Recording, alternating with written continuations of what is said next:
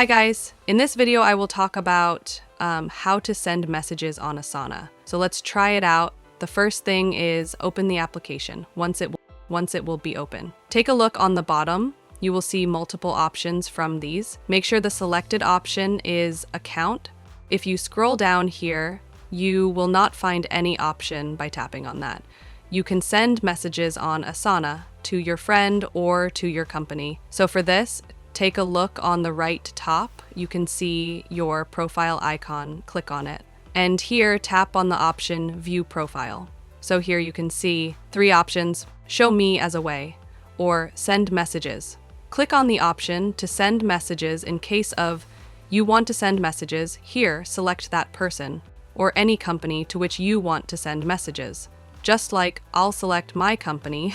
Now I want to send messages. Here, I need to tap on this Start the Message and tap on my message that I want to send.